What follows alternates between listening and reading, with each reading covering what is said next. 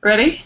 Yeah. 1, 2. 1, 2, 3, 4. We're hacking on Mondays with Brian the Bastard. We took over this show. Hi, and welcome to the last episode of us taking over the show.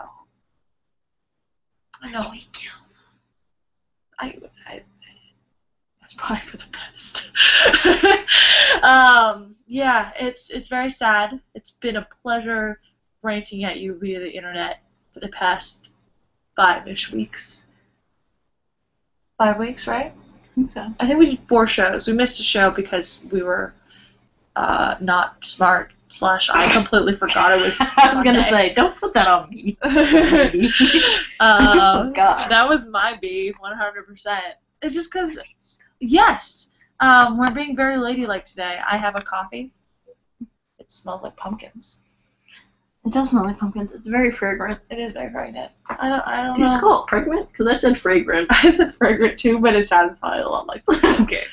maybe like coffee's pregnant. I don't know. Eating its children. As long as I'm not pregnant, everything's okay. Which I'm not, world. I promise you. I 100% know that for sure.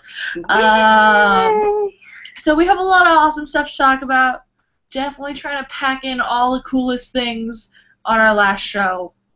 Because, you know, when's the next time you're going to hear us rant about a bunch of stuff? You're going to have to actually hang out with us. And considering how I'm always at work, and you're usually here, you don't have a lot of options for that. I promise you, you don't. So, shall we get to it? Yeah. I'm wondering if the scones are too hot to bite into. I'm wondering if that'll burn my mouth. Probably. They just can't breathe in. Yeah, let's give them a minute. Okay. They shall cool, and then we shall try them. The first thing we have on our list is Google Maps made Pokemon real. It's crazy. Let me pull up my notes. I never played or watched Pokemon. What the hell, dude? I know. I'm such a I had the cards because everybody had the cards. Of course we all had the cards. I remember my first card very vividly. I was in Japanese school when I was like 6. Yeah, because I was in 1st grade. And You mean Japanese school? When I was very young, for about a year. You can't just drop that and not explain. I mean, that's fucking normal. For about a year, my parents had me do Japanese classes on Saturday mornings.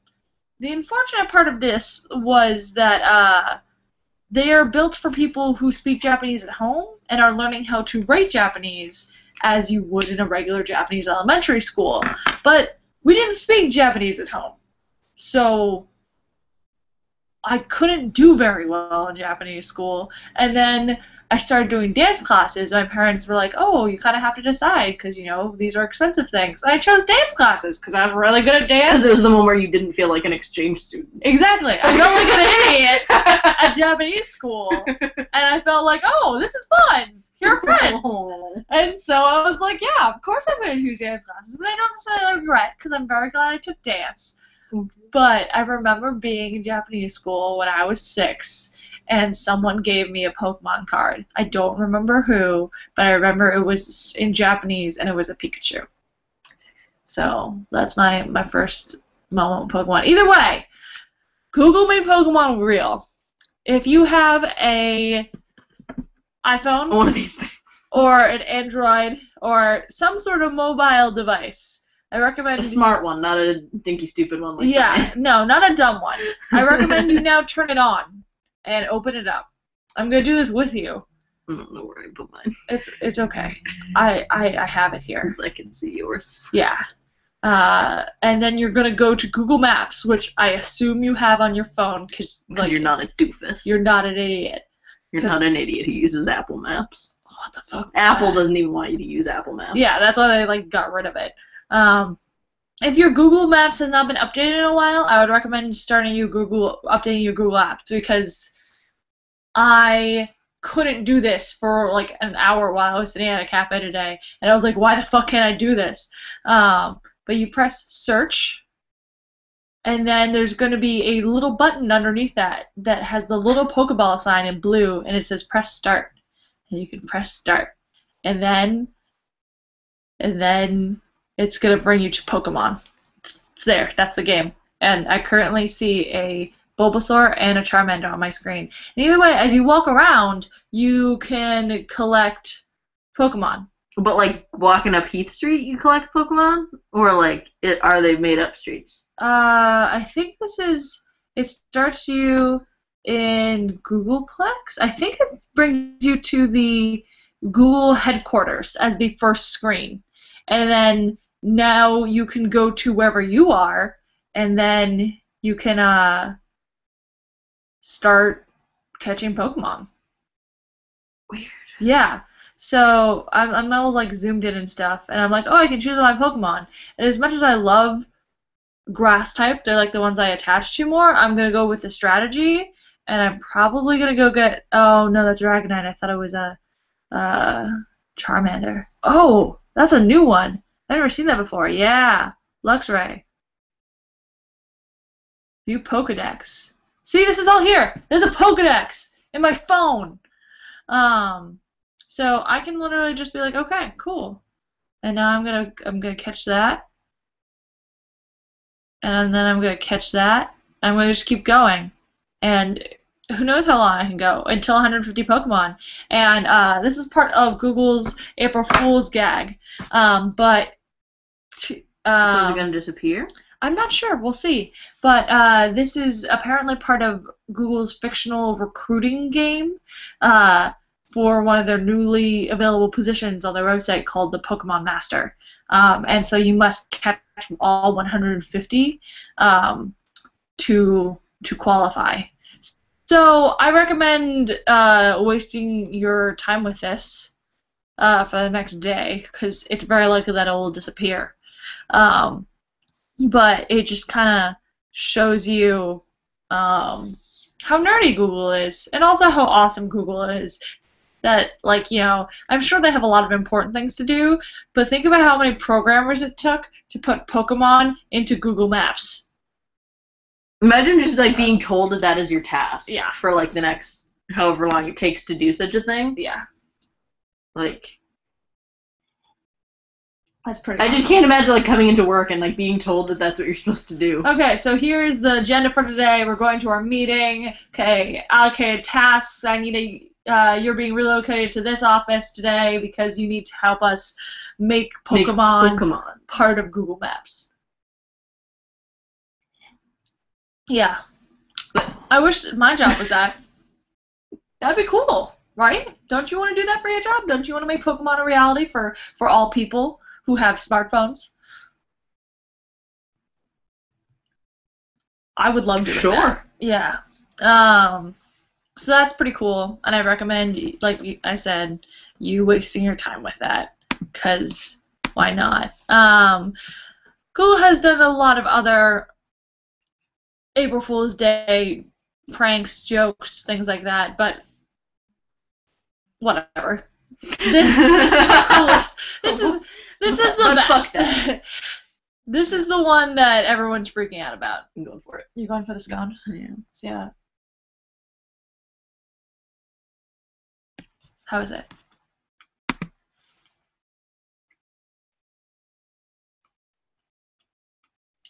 Pretty good. Okay. I'll jump in with you. Ooh, it looks so fluffy and buttery. Yeah. Okay. I wish it was a little sweeter, but that's like my reaction when I bite into like meatloaf. That's my reaction to pretty much everything. Oh no, I like this. This is just my speed.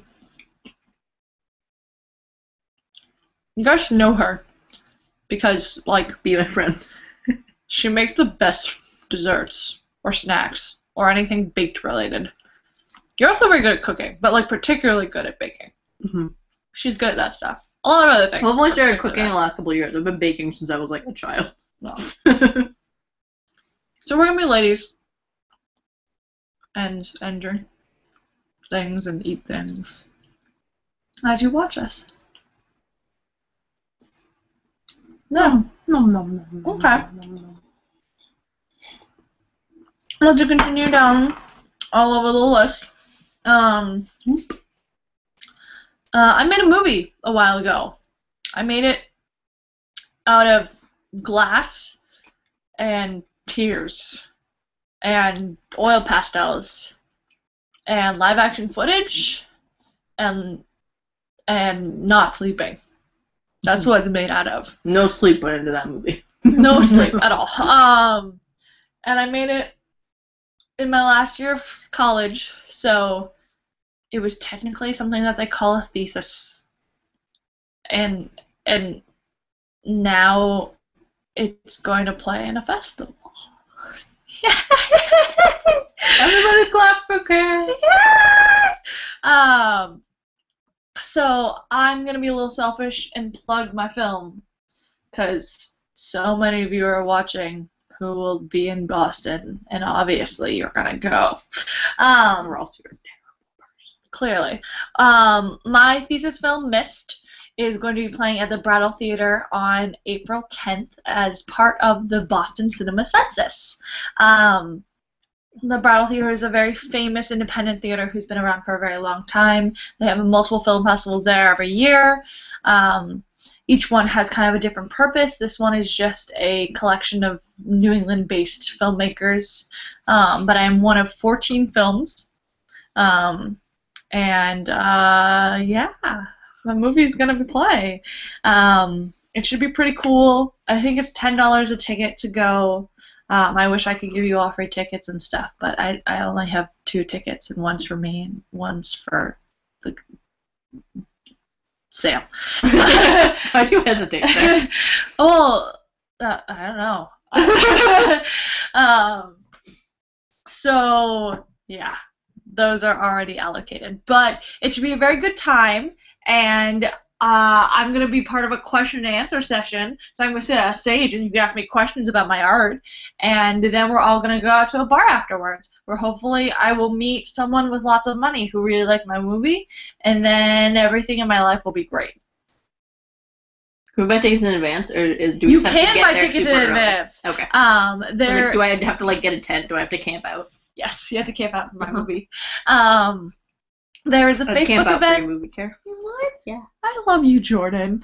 There's a Facebook event, or you can. I also look like a sinister owl. You do. I love it. Look at that. That's actually pretty good, like, right where your eyes would actually be. It's very creepy.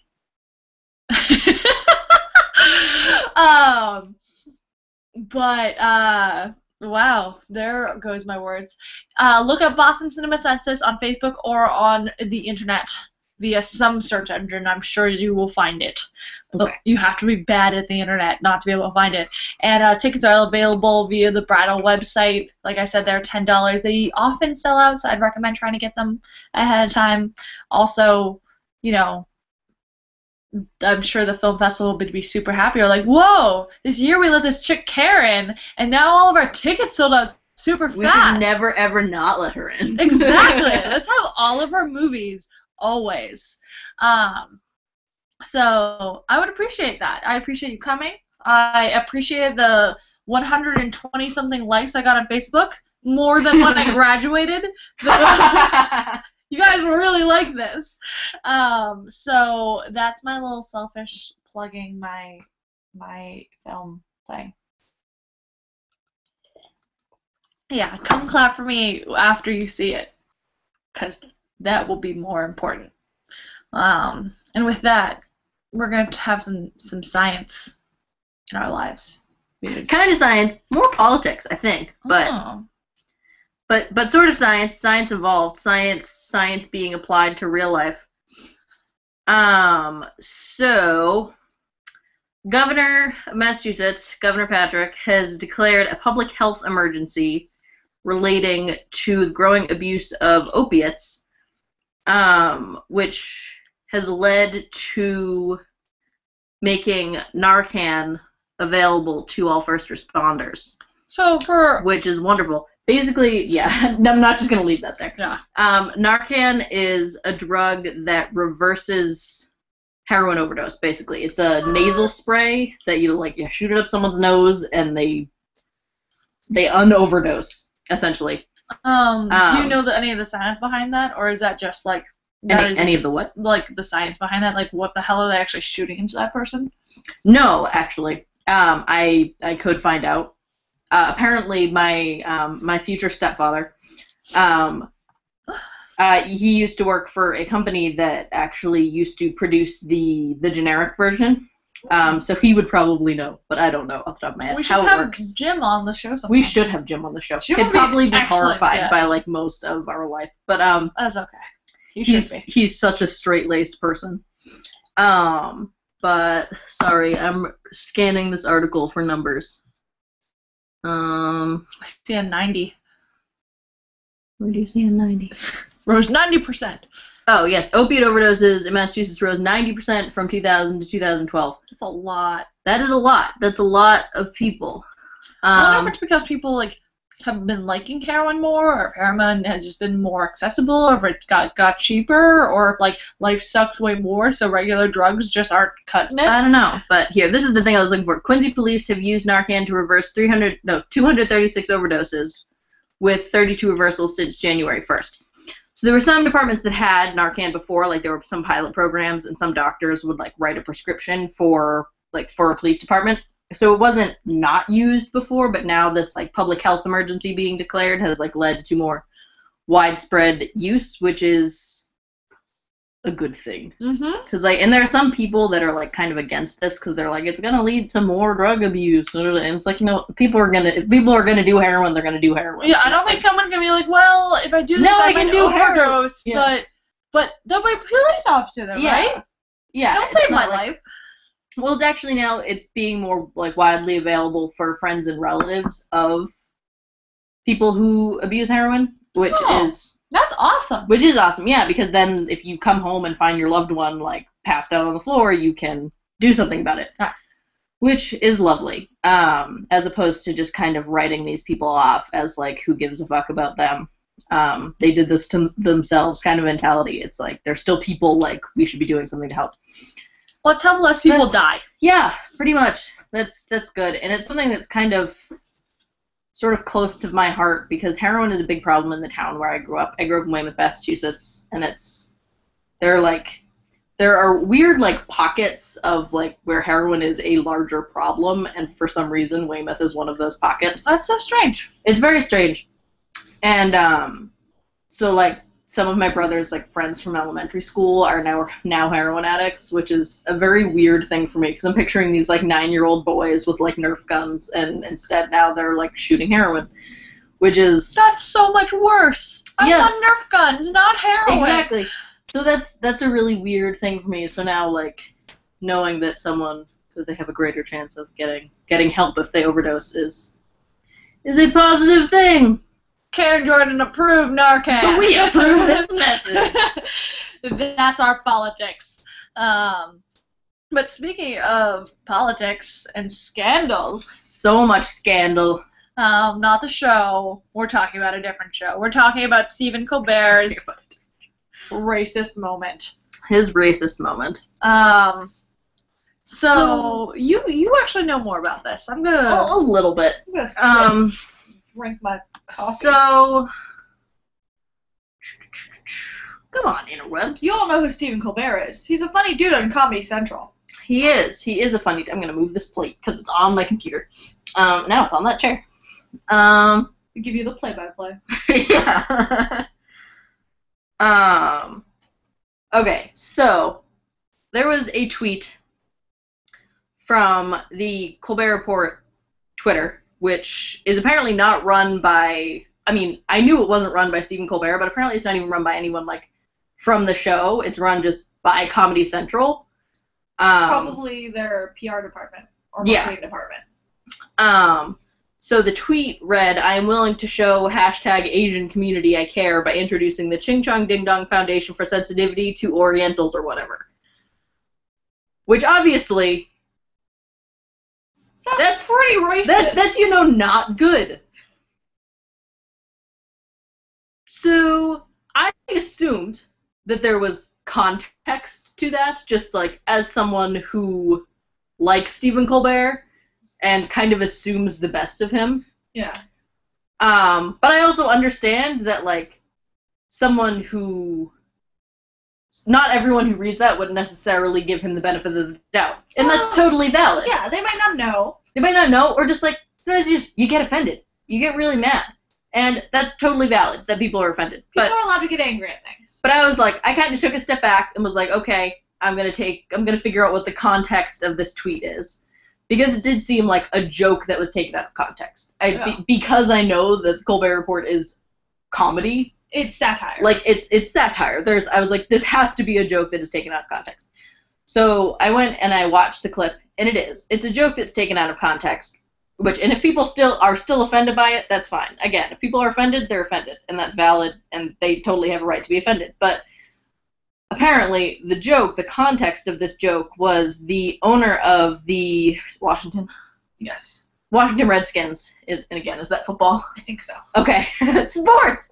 We're really good at sports. Has and I don't think that's anywhere in this article. So anyway, has started a charity for Native Americans. Oh, it says right there, the launch of the Washington Redskins Original Americans Foundation. Yes. Okay. So, his name is Dan Snyder. Yeah,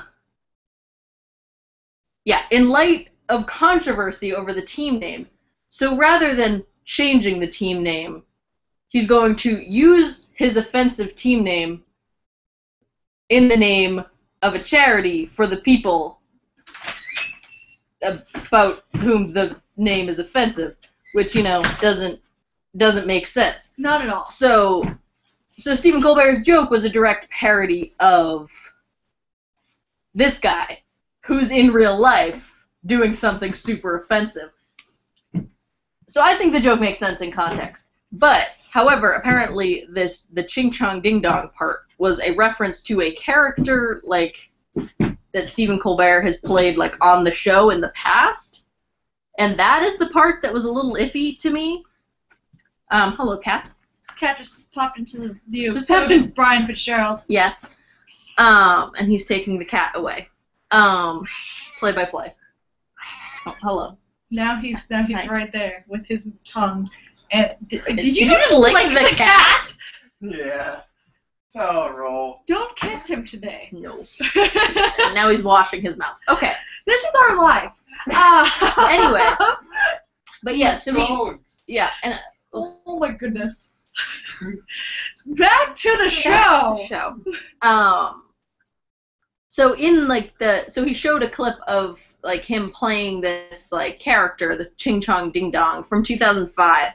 So if a line was crossed, I think that is when it was crossed. I don't know the context of that, but that was the part that was a little iffy for me. Well, you're clearly making fun of Asian people there. If you're doing that, and that is something that people are allowed to be offended by. You're allowed to make fun of. I think that you shouldn't ban racist jokes. I don't think that jokes about race inherently have to be terrible. Yeah. I don't necessarily like them because they usually make fun of a general population and are insensitive. But at the same time, stereotypes exist and we all make light of them, and I'm all for having a good sense of humor and having fun. But Stephen Colbert's comment wasn't making fun of Asian people. Stephen Colbert's comment was making fun of a stupid racist guy. Yeah, and I think the fact that all of the controversy is on him and no one is bringing up that, the stupid racist the guy, actual racist guy. Whatever, Snyder, what? That is a little odd. That is an issue. Also, the fact that they're trying to get his show canceled, it's just when people take that much action over one little thing, yeah. It just... And then some people are claiming that the cancel Colbert, the... hashtag? Yeah. Is actually, them just trying to get a response, to get an apology, or whatever. Because he hasn't actually made an official statement. But still. Yeah. I'll be interested to find out how many of the people who are actually offended are Asian. Yeah, I mean, some of them definitely are. Sure. I have seen some people that are. And I'm curious about how many are. Can you pick up that blueberry? Either way, as an Asian person, I don't particularly care. I think Stephen Colbert is very funny.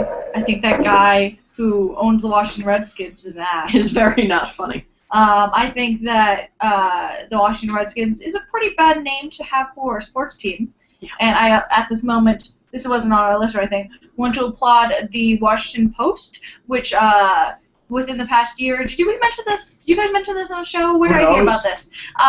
Who knows?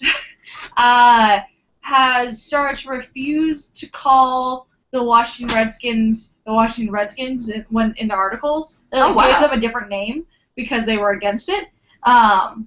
I should have done more research on this, actually, now that I'm bringing it up. But the fact that they were just like, no, we're not going to call it that because that's inherently wrong. Applause to you, Washington Post. I don't know. Just the fact that no one is talking about Dan Snyder and how much he sucks. Yeah. And instead talking about how much Colbert sucks, which isn't fair because Colbert is making fun of these things. Yes. I also do think a lot of people saw the tweet and didn't actually watch the clip. Very different. Also, Colbert is literally making fun of things. That his persona on the show is the opposite of how he feels. Yeah. He does not express that. That's why it is satire. That's why he's making fun of things. And I understand why if you didn't know that, that would be super offensive. If someone actually started a foundation called that, I would be like, what the fuck? Yeah. There's a cat running around. What the hell just happened? But yeah. And whoever decided to tweet that out of context is an idiot. Yeah. Come on. Super needs the context. I'm sure whoever did that on Comedy Central is probably fired. Is super fired. So very fired. But, sorry, that sucks for you, dude. But that is Stephen Colbert's possibly racist moment. Yeah. I was very upset, because I saw it, before I, looked into it, I just saw, that he had done something racist. I was like, no, we like you! I was horrified. But yes. In terms of other people who are cool, I had no really good segue for that one. No, there's no good segue. We have a nice little Pope watch going on. Let me pull up my materials. But this one's actually people watching the Pope. Huh? Pope watch, because it's actually people yeah, people are actually watching the Pope. This is actually Pope watch. So Pope Francis made a very bold statement once again. Good job being bold. And publicly confessed his sins to inspire others to confess our sins on Good Friday, which is in a couple weeks. So he confessed his sins to a priest. Obviously, we did not hear his sins, but I'm sure they were awesome. They were probably great. According to the article, at one point, the priest began to laugh. So I'm sure they were awesome, just like this cat headbutting my arm. She's the best. Do you see this thing? She's such a good cat. Right for Pope. I would vote for that because I get to vote for Pope. Your vagina makes me not allowed to vote for Pope. Damn it! Damn my vagina. It is. Vagina is damn. Either way, Pope Francis was cool. He has sins, as all people have sins, and wants to get people to, ask for forgiveness, which is good, because then maybe you'll learn from them, because maybe you won't do it, because you'll know it's a sin. I'm okay with that. I don't necessarily want to follow all of the rules of the Catholic Church in terms of sins, because, there's some things I'm going to do no matter what. Yeah. But the Pope in general, being seen, doing other things that Catholic people do makes a lot of sense to me. Because the article actually says right there, no Pope has ever been seen as a penitent. But now he is not just the holy person who's talking to God all the time. He is the human who has sins, who also talks to God all the time. Yeah. Which I'm all for. Good job, Pope. You're doing cool things. Next on our list, you're going to talk mostly about this because I don't know what else to say, but if you have been alive in the past 9 years, I'm sure you've seen an episode of How I Met Your Mother.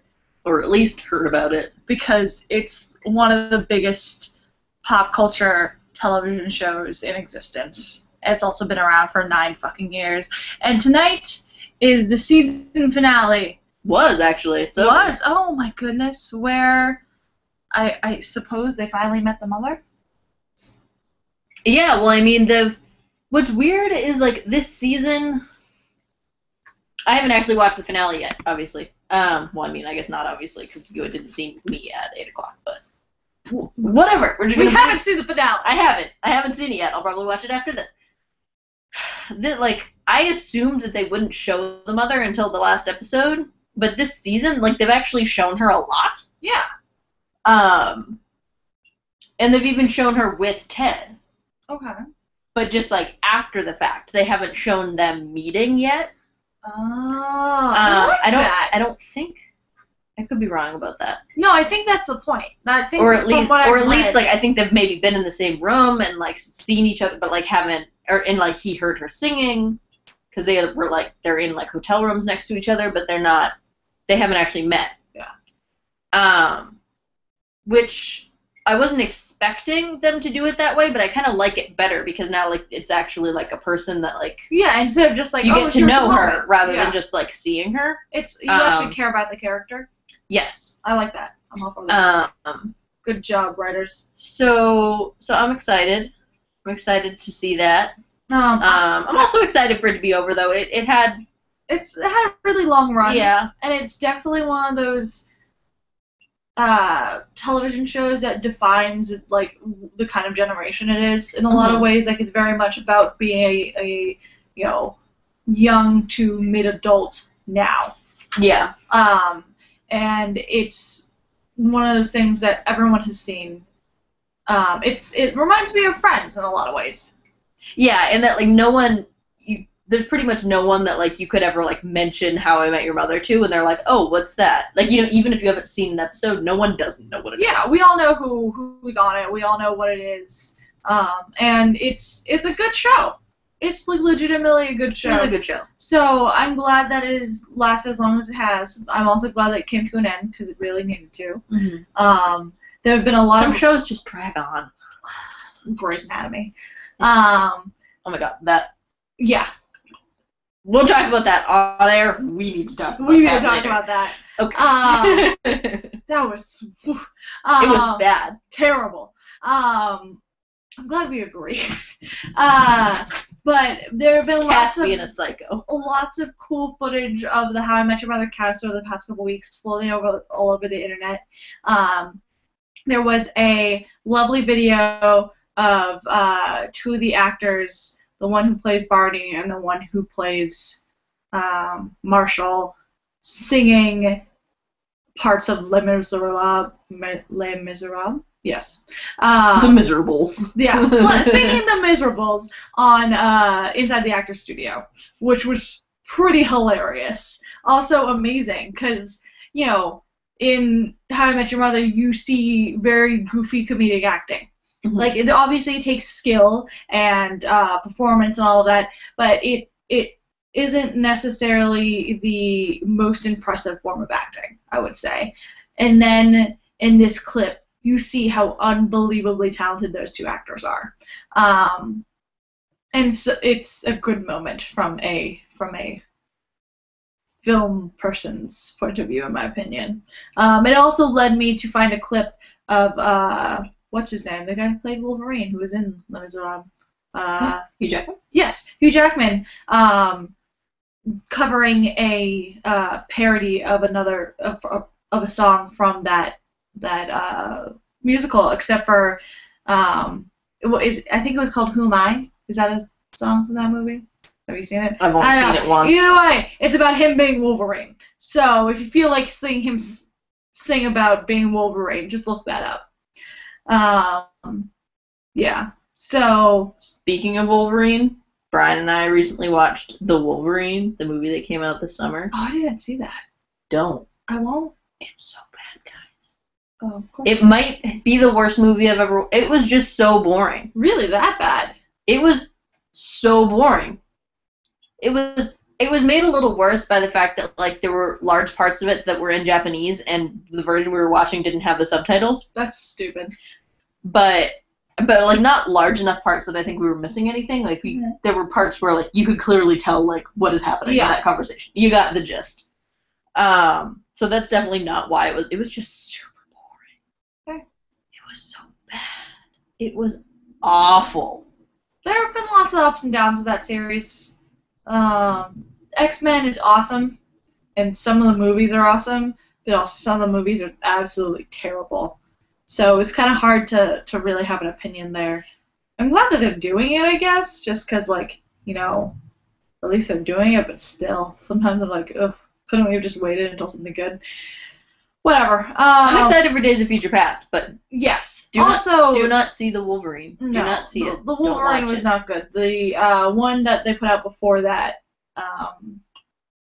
the one that was the prequel to Days of Future Past.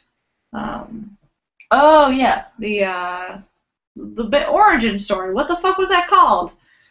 First Class. Yes. That was a great movie. That was a great comic book movie. So, you know, I have faith in the way that this series will be going. Yeah, the ones that are just Wolverine just aren't very good. I think some do it right. And this one also it only had 3 mutants in it, this one. That's stupid. Yeah, it was weird. Well, it was also based off a comic, but whatever. We're digressing. Let's go into the other comic stuff. We have another section, but I'll do that later. You were going to rant, Jordan. Oh, okay. So, I don't normally watch things that are... Yeah, another scone. Do you want one? What? No, I'm good. I need to save at least one for my mom, but other than that, eat as many as you want. Okay, cool. I usually am a Marvel person. I don't watch very many things that are DC Universe. Just, like, not, like, on principle or anything. I just don't. I am 100% not interested in Batman for some reason. I just have 0 interest in Batman. I'm Batman. Yeah, I just don't care about Batman, and I don't know why. So I'm used to Marvel, where everything takes place in real cities. So it like makes sense, and they can like open it up to like having larger implications. You know, like Avengers took place in New York, but like it obviously had larger implications. Like not even like the whole thing didn't even, like they went like when Loki was in Germany or whatever, but like, you know, it's like the fight was in New York, but like the aliens weren't going to stay in New York. Yeah. Well, there's the rest of the world that existed. Yes. But I just started watching Arrow, and just started watching, meaning I started it like a week and a half ago, but I'm all caught up because I'm a champ.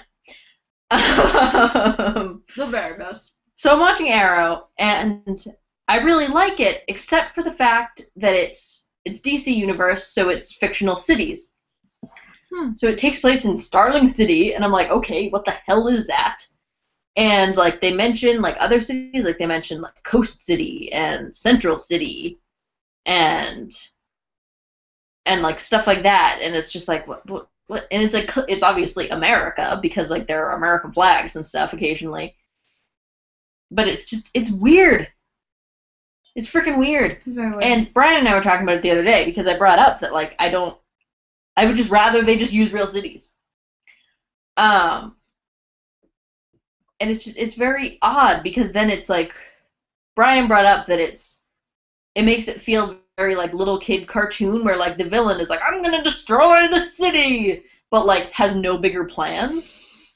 But, like, in a show that's, like, made for not children, you would assume that some, like, supervillain would have his eyes, like his sights set a little higher than, like, just this one city.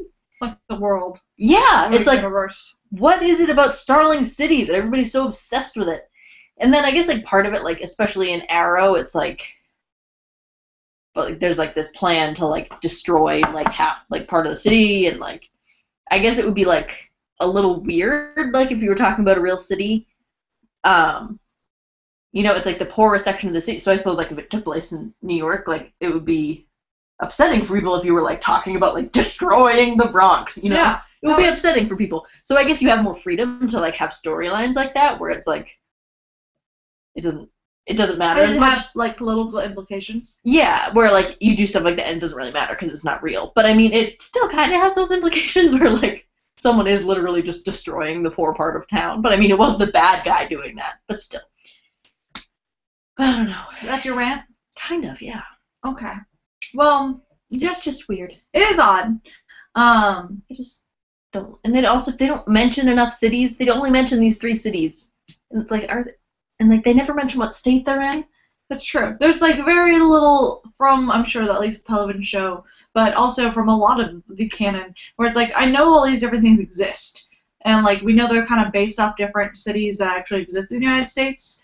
Like, there's always debates whether Gotham is from where, and where, what the fuck is the city that Superman is in. Metropolis, and that's clearly in the Midwest. Yeah, like, they're just, like, you know, these are different things that exist in the world, like, that's that. But, you know, I would like some context to, you know, this universe that I live in that's clearly connected.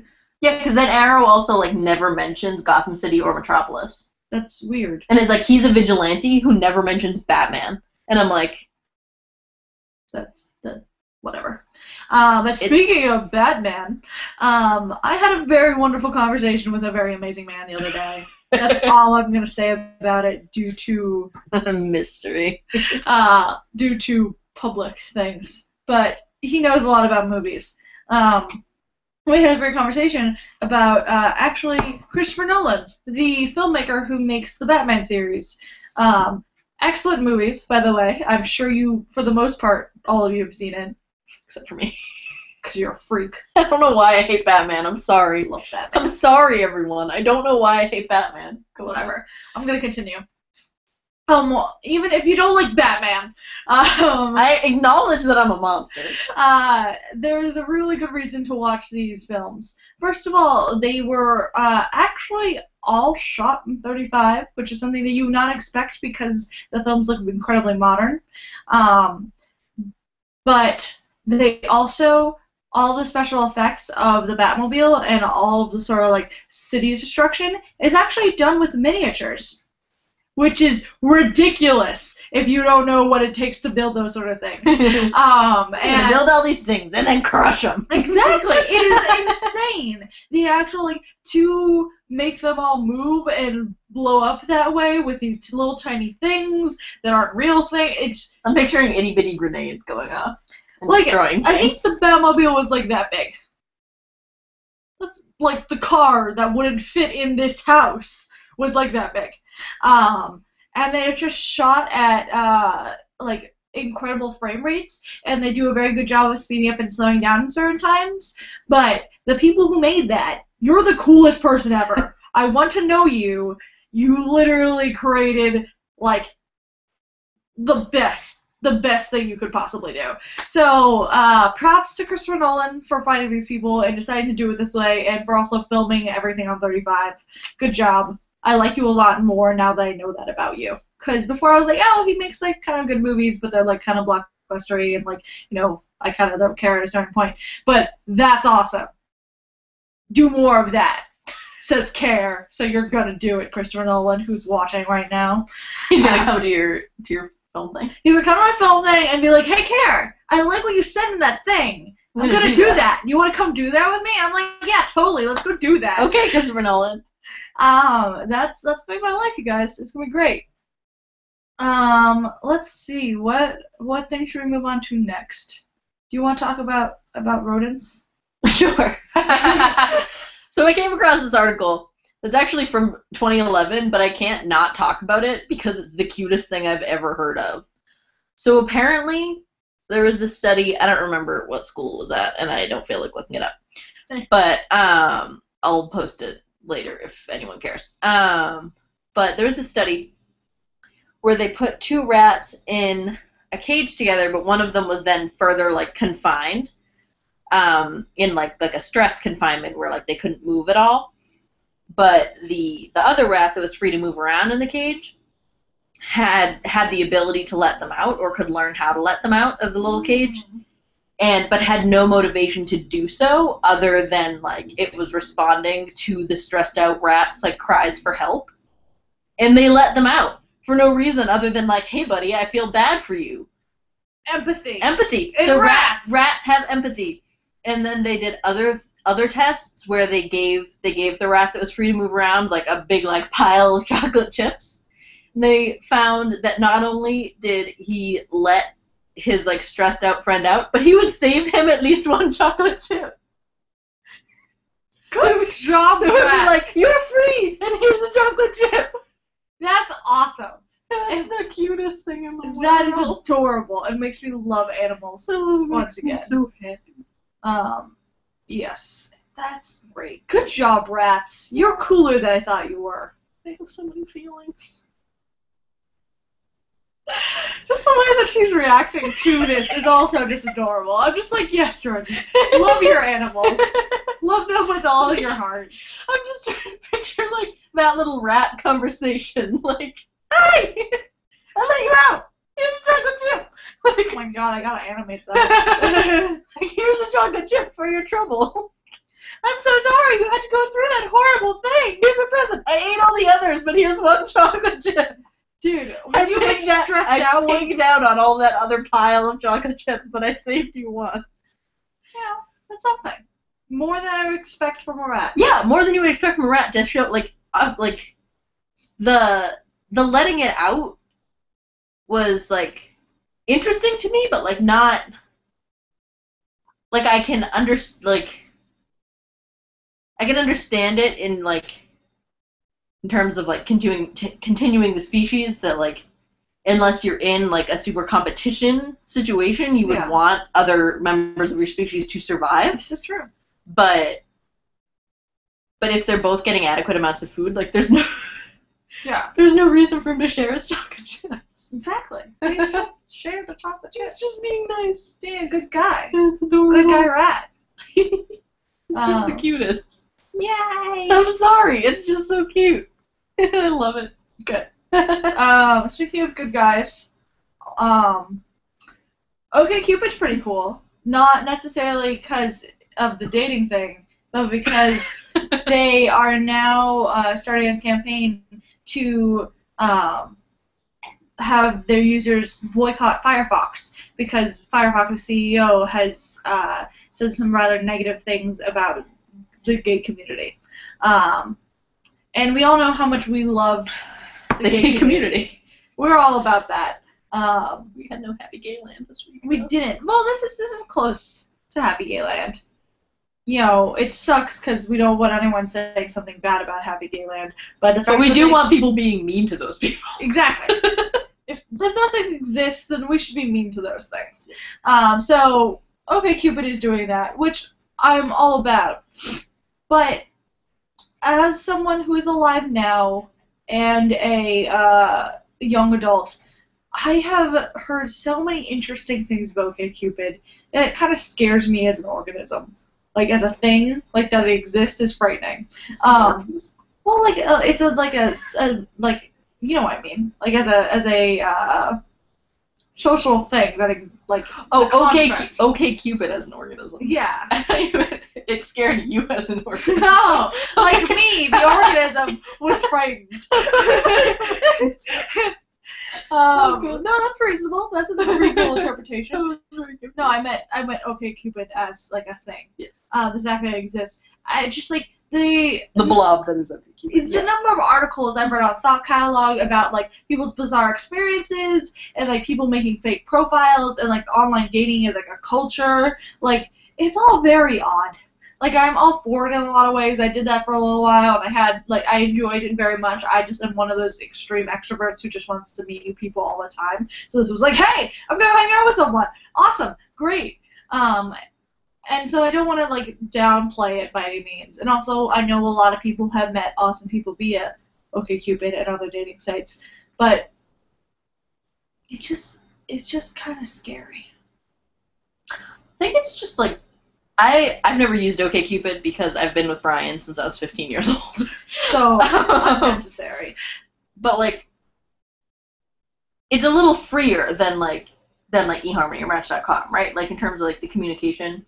Yes. As opposed to like eHarmony, I know like when my mom met Jim, it's like you have to communicate through a OkCupid, and then there's like at a certain point you can get each other's email addresses, and then like at a certain point you can get each other's phone numbers. Yeah, no. I would definitely say that OkCupid is the what younger people tend to use. There's more of a hookup culture associated with it. It's just a little crazier. It's a little crazier. It's also basically a stat site pretending to be a dating site, because the entire thing asks you like hundreds and hundreds of questions about your personality, and so now it has a giant database of like just statistics about everyone who's ever used OkCupid. Interesting. Which I would love to look at, like as a person who's interested in sociology in the slightest. I want to see those numbers. You know what's funny? I thought of that as like as a person who's interested in stats. I just want to do a lot of T-tests. Well, Jordan, you and I should need an OkCupid, and I will be like from a social point of view, and you'll be from a mathematical point of view. I just want to play with numbers with absolutely no goal. No, I like knowing about the people part. Whatever. I don't care what they're doing. I just like when there's a significant p-value. Oh, well, sorry guys. It's okay. No, it's cool. We need a little bit of both. Balance. Yeah. Yeah. Either way, OkCupid. I don't know. There are a lot of interesting stories. I did read a very good article though that was about the different things that this person had learned via dating on OkCupid, and I agreed with a lot of them. One of them being you can talk to anyone for an hour.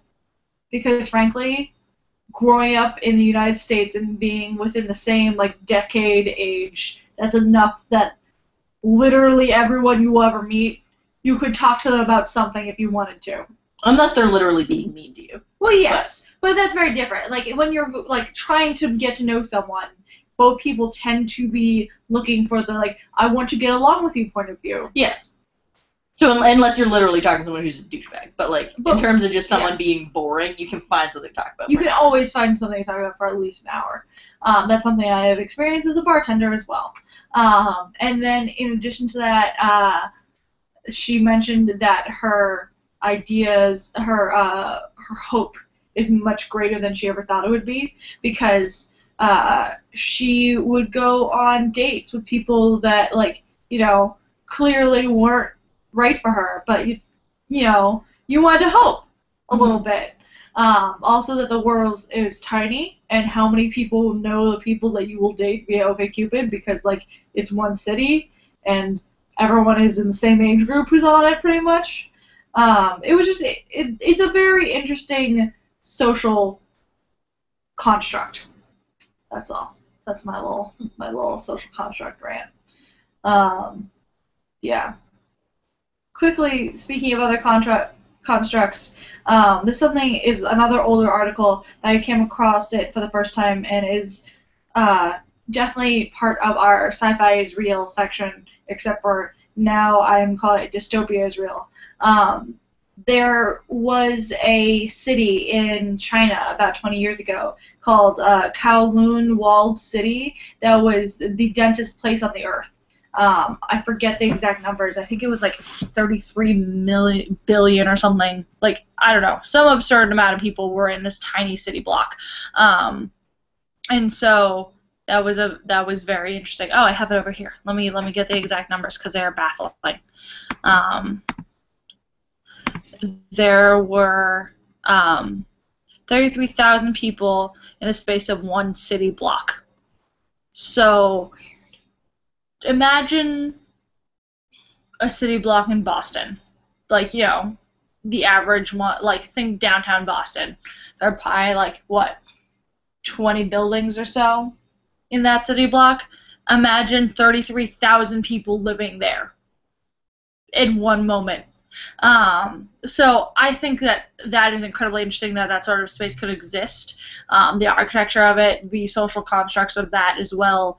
Weird, right? But totally super dystopian. And like the ideas of the way that cities are built and the different areas that people live in and the neighborhoods and all of that.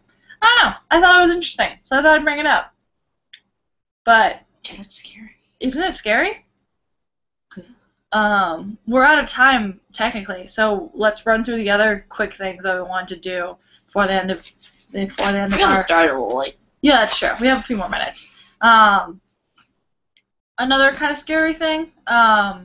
There's a popular article going on around Facebook about how the United States government could save $400 million a year by changing their typeface, just because of all of the pamphlets and other government documents, either internal or external, that they have to produce, and the amount of printing they need for all of those things.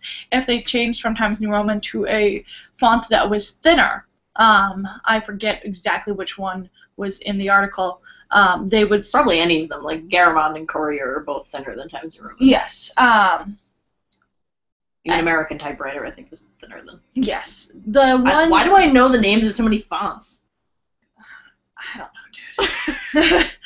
Go away, fonts. Either way, $400 million by changing a typeface. Where did that number come from? I'm not sure. Look up the article, find out, because I'd love to know. I'd love to know more about it. But frankly, I think it was just based off the amount of printing that the government does, the U.S. government, the federal government.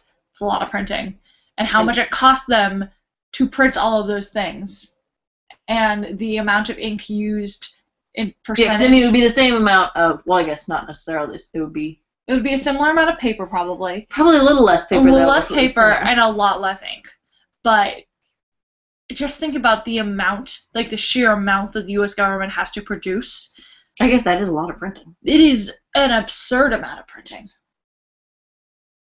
Think about it, I've worked in an office. They do everything, completely ass backwards, so I'm sure they, yes. actually print memos instead of just fucking emailing each other. And they're all lawyers, and as someone who's been working in a law office for a little while now, the amount of printing that goes on every day in my tiny office that has about 50 employees is insane. Our printer breaks all the time because it is physically not built, it's not built to print that much.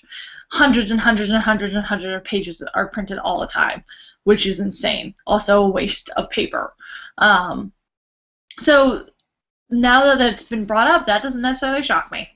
But that's scary too. It's not something I ever would have thought about. No, I wouldn't have thought about it either. There has to be places to cut corners, I'm sure, but I would have never guessed their font. Good job, whoever figured that out. Quickly, today is the last day to sign up for Obamacare. So if you need health insurance, do that. You probably won't be able to do it in time, though, because I think they pushed back the deadline, though. Oh, they did? Okay, That's good. Or maybe just pushed it back for people that have tried already but have been facing technical difficulties. As many people have.